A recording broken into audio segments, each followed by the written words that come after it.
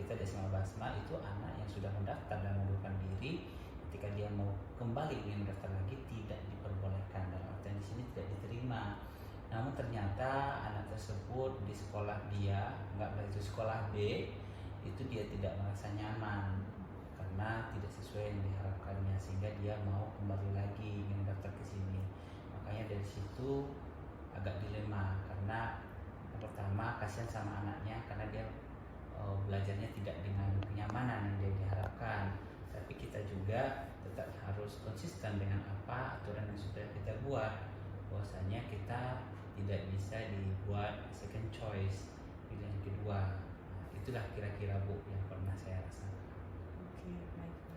Selama ini Pak, bagaimana Bapak menjalankan sebuah pengambilan keputusan di sekolah, terutama untuk kasus-kasus di mana ada dua kepentingan yang sama-sama benar atau sama-sama mengandung nilai kebajikan di antaranya? Oke.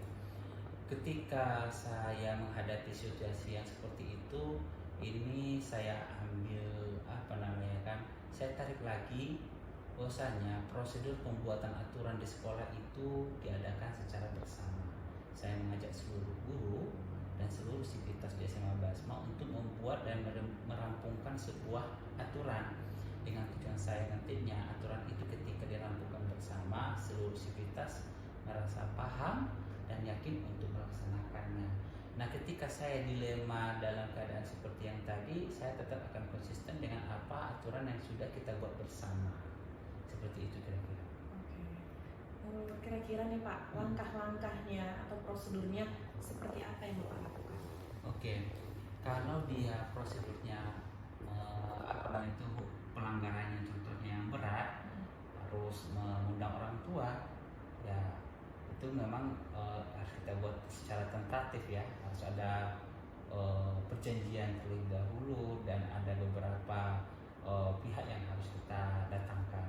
Tapi kalau dia pelanggarannya masih sedang, biasanya kalau ada guru yang melaksanakan pelanggaran sedang, saya panggil ke ruangan saya tanpa saya harus menegur mereka di depan siswa. Itu memang hal yang sangat tabu bagi saya untuk menegur seorang guru di depan siswanya. Tapi kalau guru tersebut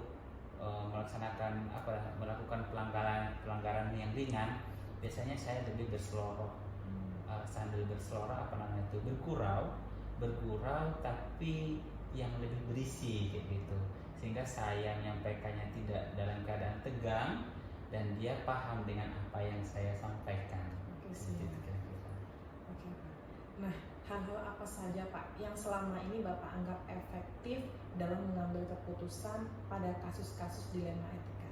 Iya, hal-hal yang sangat efektif itu adalah yang pertama itu kolaborasinya, mengguide semuanya, tidak otoriter. Sehingga saya dari dulu memang sistem saya seperti itu. Apa yang kita sepakati di rapat, yaitu yang kita kerjakan. Apa yang kita mupakatkan di hasil diskusi kita, yaitu yang kita kerjakan. Saya merasa terbantu dengan hal tersebut karena ya yang namanya suatu aturan pasti ya akan ada saja yang akan melanggar. Tapi ketika ada yang melanggar, saya tidak sendirian. Akan banyak pihak yang ikut dalam musyawarah tersebut menyadari bahwasanya dia ini memang melanggar gitu. Jadi tidak ada kayak sistem otoriter, tapi semua pihak menyadari bahwasanya yang dilakukan oleh orang pelanggar itu memang sebuah pelanggaran. Oke. Jadi nih Pak, dari semua hal yang sudah kita bahas tadi, apa saja Pak tantangan Bapak dalam mengambil keputusan ini? Kalau tantangan, ya sebenarnya saya tidak merasa ada tantangan dalam hal mengambil keputusan, karena memang dari awalnya sudah kita buat baik-baik seperti itu. Bahkan saya kadang ya lebih, kalau ada masalah lebih kepada senyum kayak gitu, karena semuanya sudah terstruktur. Seperti yang saya sampaikan tadi, jika ada sebuah aturan itu kita sosialisasikan, kita sampaikan apakah itu disosialisasikan ke orang tua atau ke guru. Lebih contohnya mungkin karena kita lingkungan sekolah ya, kalau kita sebagai pemimpin lebih banyak kan berhubungan dengan guru gitu. Nah, memang dari awal guru itu saya ajak kayak mana bagusnya merumuskan sebuah aturan kayak gitu. Jadi sebelum ditotok palu juga saya menanyakan setuju atau tidak gitu. Ketika semua dominannya setuju, ya udah ayo kita laksanakan seperti itu. Jadi sejauh ini saya tidak ada merasa kayak tantangannya, nggak ada, karena memang kita mengikuti rule yang ada sih. Oke. Berarti memang ini ya Pak ya, karena sudah ada rule-nya tadi makanya yang ngalir aja. Ngalir gitu aja, iya. Oke. Apakah Bapak memiliki jadwal tertentu dari sebuah penyelesaian kasus dilema etika ini?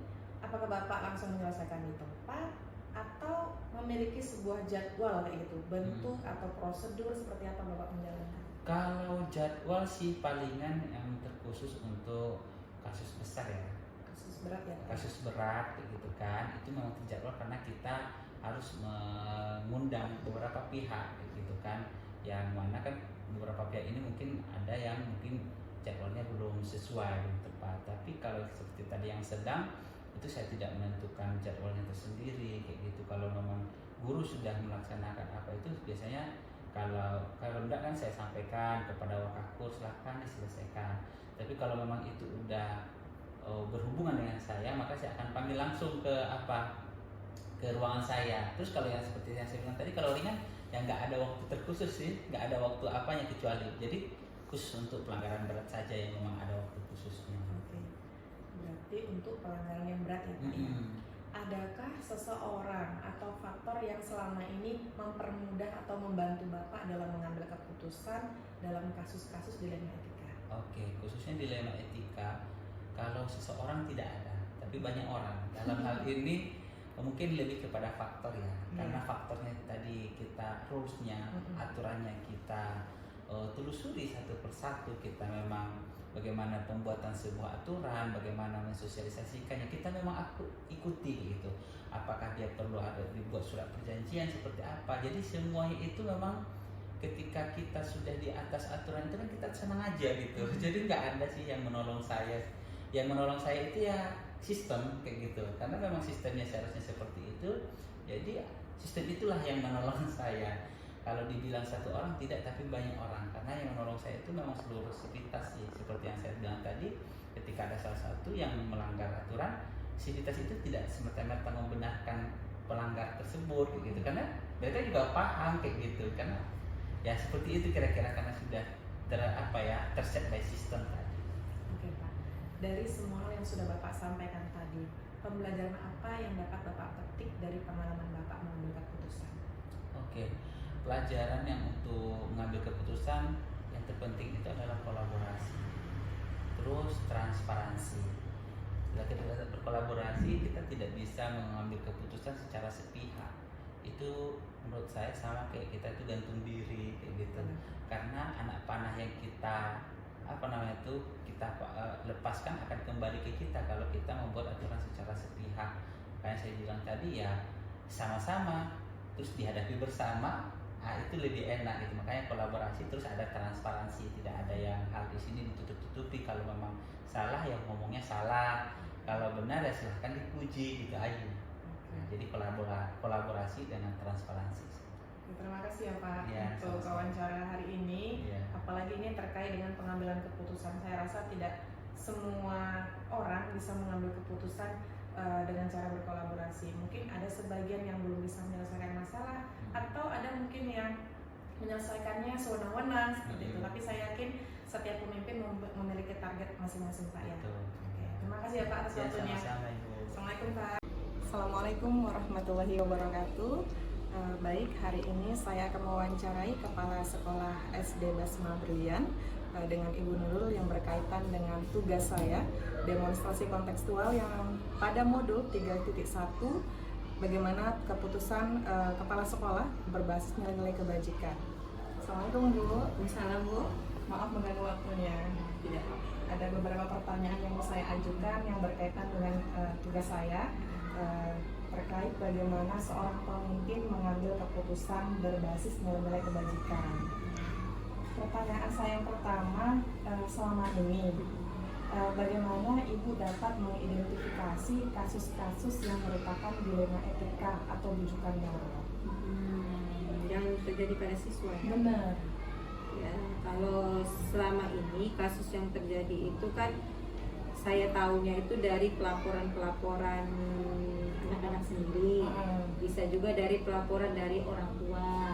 Nah itu memang nggak langsung ke saya Bu, biasanya kalau kasus itu kan biasanya dulu ditangani oleh wali kelas anak gitu kan.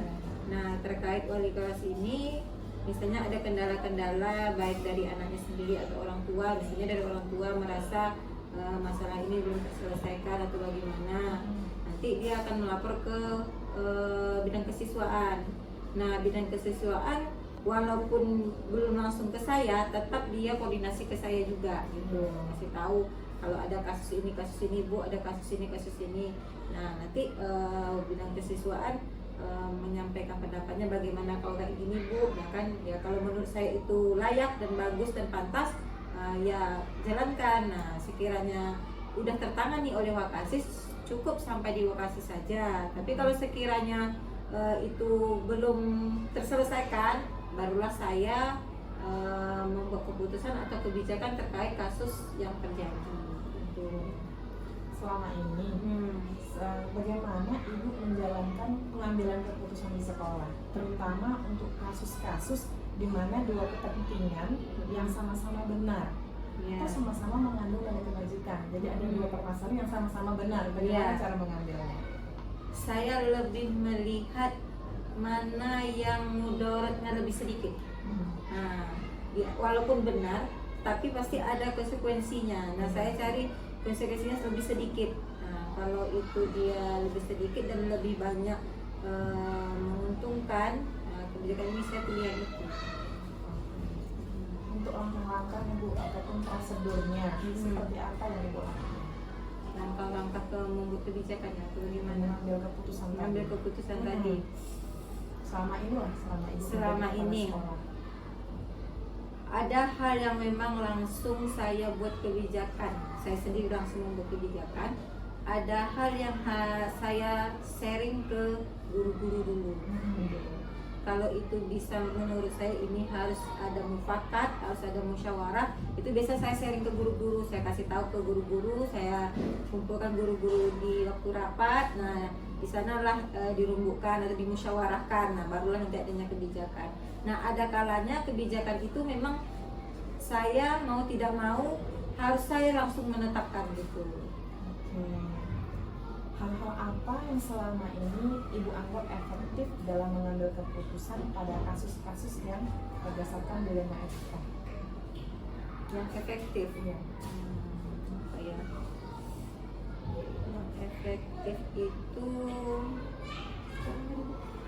Apa saja hal-hal yang Ibu anggap efektif dalam mengambil keputusan? Apakah efektifnya Ibu lebih rasa Ibu dengan manajemen aja yang mengambil keputusan, atau Ibu rasa lebih konkret lagi bersama tim guru misalnya? Oh gitu, tengok kasusnya Bu. Nah, lihat kasusnya. Kalau memang kasusnya itu terkait dari gurunya sendiri, itu biasanya kami memutuskan itu dari manajemen aja. Tapi kalau itu terkaitnya bukan hanya masalah guru, lebih ke siswa gitu kan. Terus kalau ia pun guru tapi itu secara umum, itu biasanya kami melibatkan guru-guru. Hal-hal apa saja Bu yang menjadi tantangan dalam mengambil keputusan? Menjadi tantangan. Pertama, setiap kebijakan yang dibuat, walaupun baik, tetap ada pro dan kontra. Nah itu ya Ibu, tetap ada pro dan kontra. Tapi kan kita lebih mementingkan kebersamaan. Pertama itu tantangan itu pro dan kontra. Nah, kita lihat keputusan ini untuk kebaikan bersama atau tidak. Kalau memang itu kebaikan bersama, walaupun ada kontranya ya nggak masalah. Tapi itu yang harus dilewati ya Bu ya. Bisa ada rasa yang nggak senang atau bagaimana gitu kan. Atau kalau ia pun ada yang protes secara langsung, ataupun hanya diam-diam di belakang, itu ada terjadi juga. Memang sudah siap resiko ya? Siap resiko ya. Oke. Nah kira-kira nih Bu, apakah Ibu mempunyai jadwal tertentu dalam menyelesaikan sebuah kasus dilema etika ini, atau Ibu menyelesaikannya di tempat, atau Ibu punya jadwal khusus untuk masalah yang seperti ini tipenya atau bentuknya, atau seperti apa Ibu melakukannya? Kalau jadwal khusus itu tergantung, misalnya kalau memang kasus itu tiba-tiba, Iya. tidak ada rencana atau bagaimana, itu ya berarti saya kan tidak terjadwal. Nah, langsung apa. Tapi kalau sekiranya kebijakan tadi ya, Iya. yang terjadwal itu misalnya saya melihat kasus di luar gitu kan, di luar sekolah atau bagaimana, jangan sampai terjadi di sini. Nah, itu saya akan adakan waktu gitu kan. Nah, kita adakan waktu rapat mengenai terkait masalah yang udah terjadi di luar, jangan sampai di sini terjadi. Itu biasanya ada waktunya. Tapi kalau tiba-tiba gitu kan, itu ya memang ada waktunya kan. Mau tidak mau harus cepat diselesaikan dan harus cepat ada keputusan gitu. Adakah seseorang atau faktor yang selama ini mempermudah, membantu ibu dalam mengambil keputusan? Ada ya, rekan-rekan kerja lah kan, terkait rekan kerja, terus support dari yayasan, Manajemen juga manajemen ya, manajemen, orang tua juga ada komite gitu. Jadi dari banyaknya orang-orang yang membantu lebih mempermudah kita Ada mengambil pemuda keputusan. ya, misalnya nih ada suatu keputusan yang berhubungan dengan orang tua misalnya kan, saya butuh dukungan komite terkait itu, jangan sampai nanti orang tua ada yang komplain atau bagaimana gitu kan, seolah-olah kebijakan itu cuma dari sekolah aja. Jadi kami butuh dukungan komite. Nah, itulah memperlancar kami. Oke Bu, pertanyaan terakhir. Dari semua hal yang pernah Ibu ambil kebijakan dalam mengambil keputusan, pembelajaran apa yang Ibu petik dari pengalaman itu dalam mengambil keputusan? Pembelajarannya, setiap keputusan itu ya baiknya transparan lah ya. Ada transparan, jangan sampai ada kepentingan di sana, ada kepentingan di situ. Jadi setiap keputusan atau kebijakan itu demi kebersamaan, demi kemajuan sekolah. Nah itu ya, jangan sampai ada kepentingan pribadi atau kepentingan siapalah itu gitu kan. Nah itulah sih pembelajaran. Oke, kasih banyak ya Bu. Iya. Mungkin ini sharingnya lebih banyak juga saya ilmunya ya. Oh, dari iya. Bu Efsak ya. Nah, mungkin ibu lebih banyak lagi ilmunya. Makasih banyak waktunya menurut. Iya, sama-sama Bu Siti. Assalamualaikum. Mudah-mudahan bermanfaat. Masya Allah, amin.